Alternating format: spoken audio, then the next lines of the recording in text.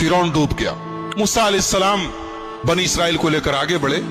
आगे पहुंचे तो अल्लाह ताला ने मूसा अलैहिस्सलाम को कूहे तूर पे बुलाया और कहा कि ऐ मूसा, हम तुम्हें अपनी किताब देंगे, तुम्हें कुछ खास अहकामात देंगे, उसके लिए तुम्हें तूर पहाड़ के ऊपर आना पड़ेगा। और 40 दिन तक मूसा अलैहिस्सलाम तूर पहाड़ पे थे। और आपको एक बात बता दूं मैं कि मूसा वो इकलौते नबी है जिनसे अल्लाह ने डायरेक्ट बात किया है। किसी फरिश्ते का बीच में वास्ता नहीं था, अल्लाह ने डायरेक्ट बात की है मूसा से। जब भी बात की है डायरेक्ट बात की है। तो हजरत मूसा ने कहा कि अल्लाह, मैं आपको देखना चाहता हूं। अल्लाह ने कहा लन तरानी, तो मुझे कभी नहीं देख सकते। बाज उलमा ने कहा है कि अल्लाह ताला को मूसा ने कहा लन तरानी, अल्लाह ने कहा तुम मुझे कभी नहीं देख सकते। इससे पता चला कि अल्लाह को कोई देख नहीं सकता, कभी नहीं देख सकता।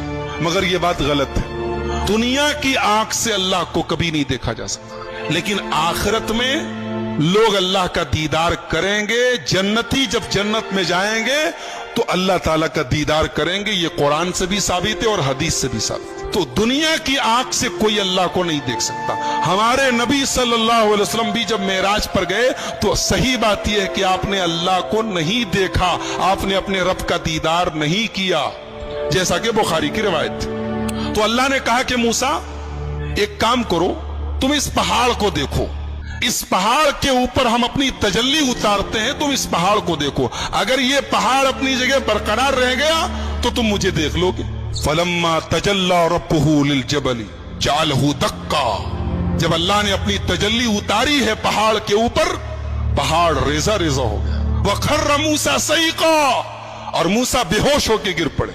जब मूसा होश में आए तो कहने लगे अल्लाह, मैं तौबा करता हूं, अब आज के बाद मैं ये ऐसी डिमांड नहीं करूंगा, ऐसा मुतालबा नहीं करूंगा, मैं तुझको देखना चाहता हूं। जब मूसा अलैहिस्सलाम तूर पहाड़ से वापस गए तो देखा उनकी कौम ने बछड़े को अपना माबूद बना लिया। उनकी कौम में सामिरी नाम का एक आदमी था, उसने सोने को पिघला करके एक बछड़ा तैयार किया और उस बछड़े के अंदर ऐसा कुछ सिस्टम बना दिया कि जब हवा चलती थी तो बछड़े से आवाज निकलती थी। तो बनी इसराइल से कहा उसने कि यही तुम्हारा खुदा है, और इसी से मिलने के लिए मूसा गए।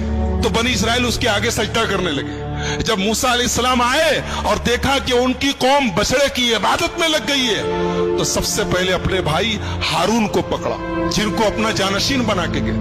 अपने भाई हारून की दाढ़ी पकड़ ली और कहा कि मैंने तुझको अपना जानशीन बनाया था, तूने यही मेरी जानशीनी निभाई है, मेरी कौम बछड़े की इबादत में लग गई।